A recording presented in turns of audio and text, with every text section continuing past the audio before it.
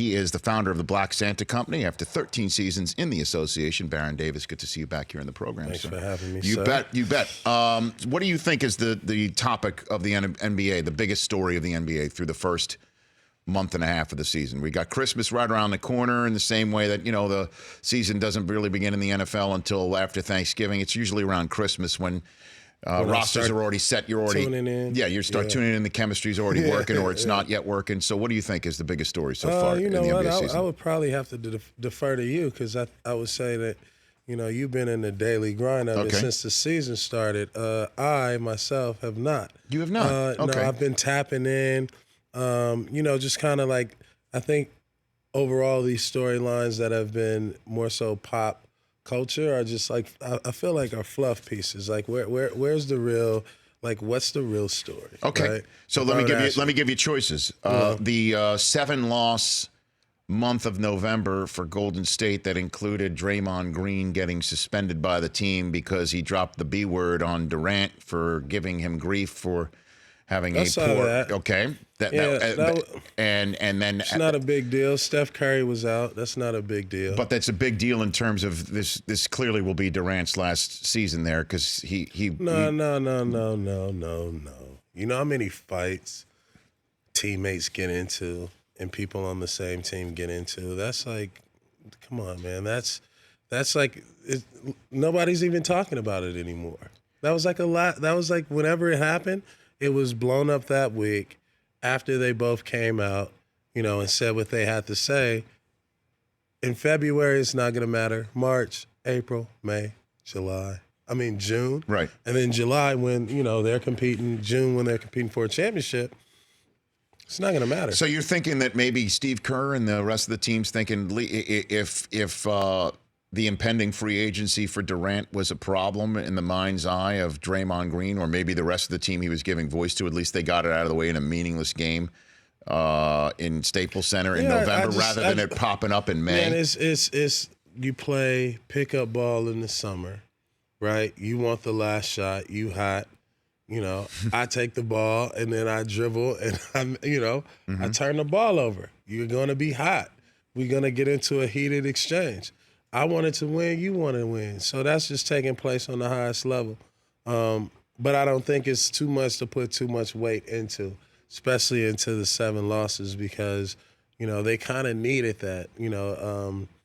A lot of times when you have a team and a machine like that is moving and, moving the way they've been moving, over the last 5 years, sometimes you need a little breakdown to start to rebuild, because it gives them ample amount of time to see and understand that they have a whole new team than they did the previous year. So how are we going to win with this team? So Steph being out, that helped. The KD, Draymond thing, that helped. Those are all distractions for some of these young guys and some other people to step up or not, or step down, and I think that you learn a lot. When you're a championship team, you learn a lot when you lose. All right, Baron Davis. And how about the 22 wins the Raptors have with Kawhi Leonard part of their team now, and LeBron out west, leaves the East wide open for the Raptors to finally take, despite the Celtics struggling early on and the Sixers adding Jimmy Butler when he can come back healthy, and Giannis balling out like he is in Milwaukee. What about that? Yeah, I think it's, the East is exciting because there's a lot more parity. Right, and so there's a real opportunity for there to be a new contender coming out of the East. I love Kawhi Leonard, Southern Cal native, and I just love his energy. The way he plays defense is the same way he plays offense. He gets better and better offensively. I think the Raptors, Pascal, he's come through NBA Player of the Week. So they have these young guys that and a great mix of young guys and guys who are right at the peak of their career, and so they have the most worth and wealth. Boston has the most talent, right, up top to bottom. They have the most talent, and they haven't put that talent together yet. And then Philadelphia is probably the scariest, right, because Philadelphia, adding Jimmy Butler, they actually get some stability. So when you're looking at a professional NBA team that looks like they could be in the championship or the Eastern Conference Finals.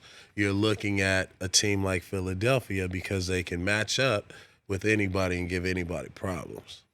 Now, then let's take this third story then. The Los Angeles Lakers are 7 games above 500. Yeah. 17-10.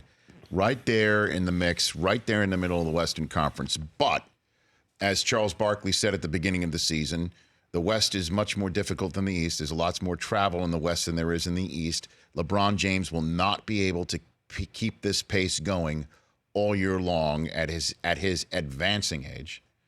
And the story that came out on Bleacher Report last week that players are not going to want to join LeBron. Durant gave the words toxic environment around the team because of how much attention LeBron gets, and that other players are not going to want to join his party or help his legacy building when they can do it for their own selves in this day and age. What do you make of all those subjects? I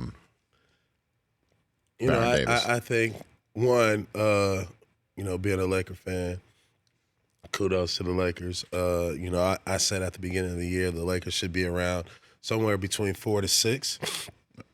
Outside of LeBron, the Lakers have talent, right? And when you have, and they've been getting better, even though it's hard to see, they've been getting better over the last 3 years. You look at Brandon Ingram, you look at Kuzma from last year to this year, even Lonzo Ball, so Josh Hart. All those guys have improved, and they have the talent to compete against top-level talent, right? They needed someone like LeBron to come in to really start to blend that leadership and to be the person who can take pretty much, the brunt of the force from everything else. For everything. So they have somebody who can stand and take, accept, initiate, deflect all the attention and the distractions, and he's built for that. That allows these other guys to really get better.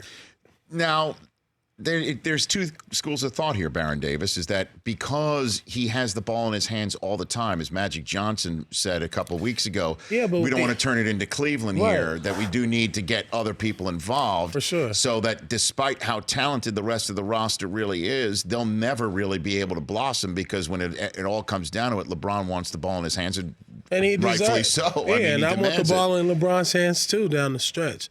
I think for LeBron, and then also for the Lakers, it's like you start putting together the right complementary pieces, right, that'll allow him to have those stretches where he doesn't need the ball, and they can create a machine sort of like Golden State.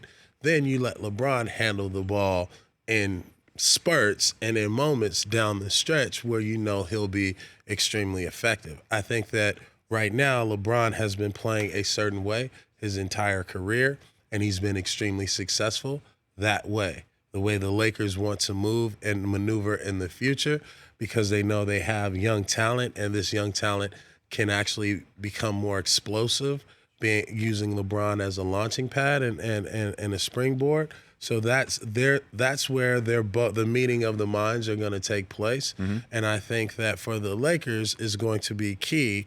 The way that you mend that bridge is you get the right complement of guys, in the middle ground that can really support, what these young guys are doing, and also to help, support LeBron in what he's doing as he's getting older. I'm wondering, Brockman, and also Baron Davis here, if shows like this one existed in the late 80s, early 90s, and there was a 24/7, 365 sports cable operation and Twitter and all that, would we be wondering if the rest of the Bulls could blossom because Jordan wanted the ball in his hands all the time? We never heard that about the Bulls, right? Yeah. We never heard, how's Pippen going to grow? Right. How's Kerr going to grow? How's B.J. Armstrong going to flourish? So right? Did we ever have that conversation? No, with Jordan? Not once. No, because it's just like Jordan's the best, period, end of story. Damn straight he's going to get the ball. That's it. Damn straight he's going to post up. Damn straight he's going to take the three. Who else is going to? Pippen? He's great, but really? We never really had that conversation about the Bulls. No, we weren't, and you know what? We were not allowed to have those conversations, right? Because we allowed the players to be who they are, right? And so now we're in a league, in a space where there's so much potential, right? That you can actually, and there's so much access that you can actually like a guy for not being a good basketball player. What do you mean? Like you can just like him for being great on social media, or a good guy, or have a or what they do in the community, or just because the shoes that they wear. Like you don't necessarily have to like somebody anymore for their game. And then you also have news, right? And the media. We have to, it's like you're looking for stories. You have to find stories. You have to find things to talk about, or else you'd just be talking about the same thing. Who's the best? LeBron, Kobe, Mike, so-and-so, so-and-so, so-and-so. So I think that now that the game is expanded, you got guys who look great on the court, who got dreads, who got a mohawk, like you can have a gold mohawk and you can suck. Right, and people can like you, right, and so that's just kind of like that's the days we living in now. Well, it's interesting too. I mean, because to me, I think we're all just biding our time till the Warriors win it anyway. I gave them the trophy, the Larry Francis O'Brien Trophy, October on 30th. Right, okay, and here we are on December 12th. So to that end, Chris Webber was on the official Lakers podcast and called LeBron the greatest team sport player of all time in any team sport. He called him the what? The best player in the history of team sports, better than making his compadres, his teammates, better from his position than any quarterback in the NFL, any pitcher in Major League Baseball. I would say LeBron. That's not a far-fetched statement. LeBron is probably has been the most responsible for uplifting his teammates, and the most and has gotten the biggest kind of reward with quote unquote less talent. But I just think that in his body of work, LeBron James is a respected teammate. And any team that LeBron James is on, if you're on that team, whether you suck or whether you can really play and contribute, you're going to have a chance to compete, and pressure is going to be taken off. So that's the way you would go, as opposed to he wants it too much. He takes it too much.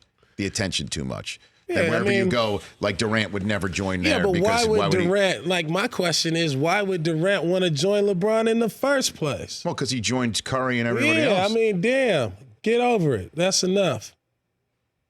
Be a man, stand up, go out, go do it. You know what I mean? It's like you at the Warriors. Why are you thinking about going to play for LeBron? You won. You with the Warriors.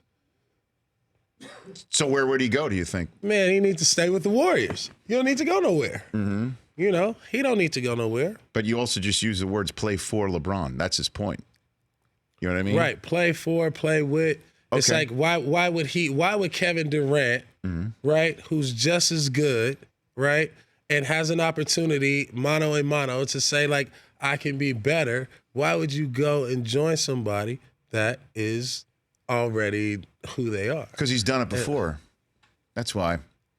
He's done it before. But so no, you'd say stay put in Golden State? But that's not, LeBron is like, no matter what, he's the top dog in the league, and everybody is like trying to, like, he's the hero and the villain. You know what I mean? I'm telling you, that's what I'm saying. You're reading everything. You can read anything into him. He's the king. He is that. Some people like the king, some people don't like the king, right? But at the end of the day, LeBron James is the king, right? The Warriors, they are the champions, right? And so those are the two top dogs in the league, right? Steph Curry is there, Kawhi Leonard is there, Kevin Durant is there, Anthony Davis is there. There are a few other guys. The Greek Freak is there. Yeah. So you have the next wave of guys are guys that, Steph Curry can brag and boast just as much as he wants, just as much as LeBron. Steph Curry is a game changer, right? He's a game changer. So this next wave, they should be thinking about how can we take out the king, then join the king, right? Yeah. That's why, I like Kawhi Leonard. Like I like dudes like that who he want all the smoke. He wants to challenge. I don't think that superstars just like hopping in and moving around and it's not gonna bode well for the league or even for the fans. So KD needs to just stay put. He got something special in Golden State. How could you get sick of losing, right? How could you get sick of losing when you have some of the greatest fans and you're on a team with, Steph Curry, right? You can kick back and let him and watch him. You can watch Klay Thompson. It's like you're surrounded by great, complimentary, incredibly great basketball players. And keep it going. And then keep it going. All right, I want to take a break, and because I want to give the appropriate amount of time on the show to Black Santa, which is, again, the Black Santa Company. You're the founder of that.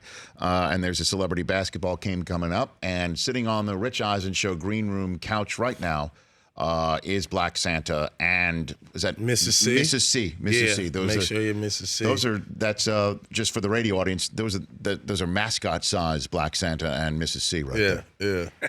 It takes up the entire couch, except for the Punters of People 2 T-shirt, which we appreciate. We're both branding at the same time. All right, so when we come back, we'll discuss what this is all about, yes, and maybe take a call or two before Brian Regan joins us in hour number 3 as well. Don't you dare move.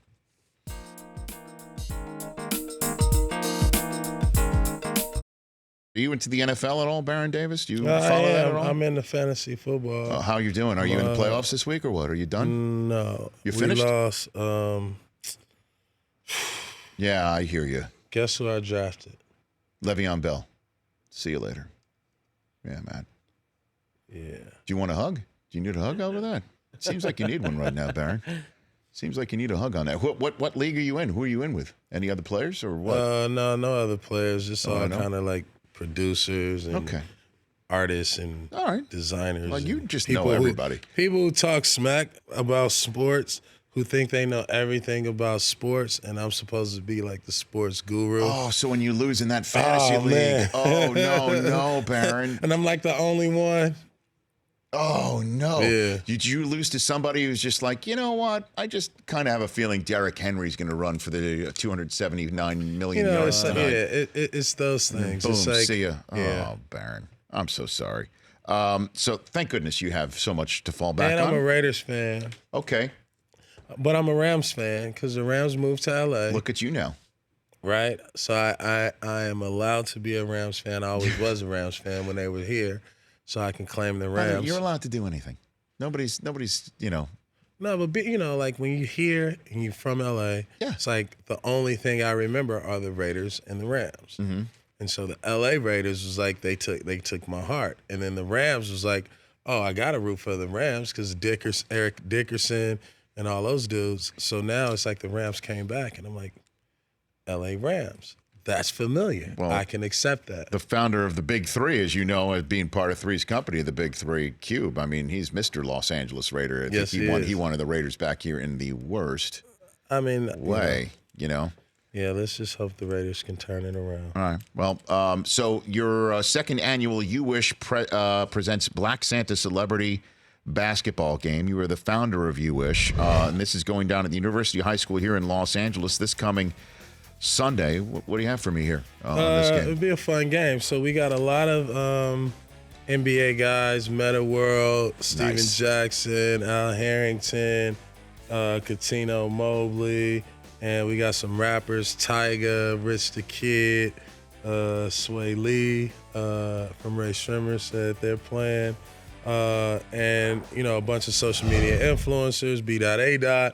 Famous Love. So usually every year, what we want to do is we love to bring the community together. We love to bring a game where it's cheap and where we can raise money for charity. And so as a part of like everything that we do all year, it's better to give than to receive. So this is our annual charity basketball game where we show up as celebrities and DJs. Everybody donates their time, and we try and raise a little money to support the people that are, doing a great job in the community. Yep, and you go blacksanta.com, check it out, and you can get tickets available through that or through Eventbrite for tickets for that. Again, that's this Sunday afternoon. It's going to be fun. It's going to, like last year, Ice Cube was the coach. He's coaching again. How is he as a coach? He's a great coach. The game went into double overtime. We won on a buzzer beater. Right. My squad. So. Does he turn to the team he beats and tells them bye, Felicia? Does he do that? I'm just wondering how much smack he talks in that. Does he do that? No, it's a good game. He keeps a good game going. So okay, it'll be a lot of fun. And Iverson showed up last year too. Iverson was here last year. Iverson was the coach last year.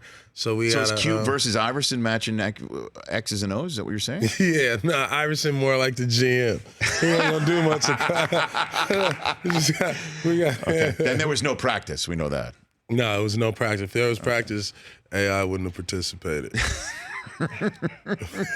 That's a lot of fun, man. That's a lot of fun. Good for you. What do you think of the state of UCLA hoops? I love the kids. I love all the kids. I think that they're great. They're talented. I think that they have a lot of talent over there. You're picking your words. I'm being here. very, very picky about my words when it comes to UCLA, because that's my heart. Mm-hmm. So a lot of times I want to speak from my heart, and I got to be, respectful of, just all the elements that go into people working hard to try and do something, right? Correct. But I will say this, UCLA basketball is, it has an opportunity to get back to the golden years. LA basketball and West Coast basketball as a whole has some of the most incredibly talented kids that are here now, which are on that team, and to come. So UCLA should be, a dominant program, and it's important for us to get back to that dominance. By the way, Baron Davis, that was a very diplomatic and well thought out answer. Yeah. Sounds like you had a tweet that you didn't want to hit send on right there, and you were smart enough to back off. No, I like Earl Watson. He's my best friend, and I think that, guys who've played there, who've graduated there, who care. Mm-hmm. There's a whole community of Bruins that want to see, Bruins do it the right way. Well, it's good to see you, sir. Always great to see you. Please come back anytime, Baron. Damn. What? That was kind of, you put me under the fire. I didn't mean to put. They may not invite me to no games. You. By the way, I think your answer was well thought out. That you didn't tell me to answer it. You're part of the program. You're part of the program, man. How do you feel about UCLA? Well, you know what? I think they suck. No, I'm sorry. I'm a Michigan guy. Come on now. I'm top 5 right now. It's good to see you, Baron Davis. Good to see you, too. At Baron Davis on Twitter. Again, go to blacksanta.com for tickets to that awesome event coming up. The Rich Eisen Show, weekdays at noon Eastern on Audience.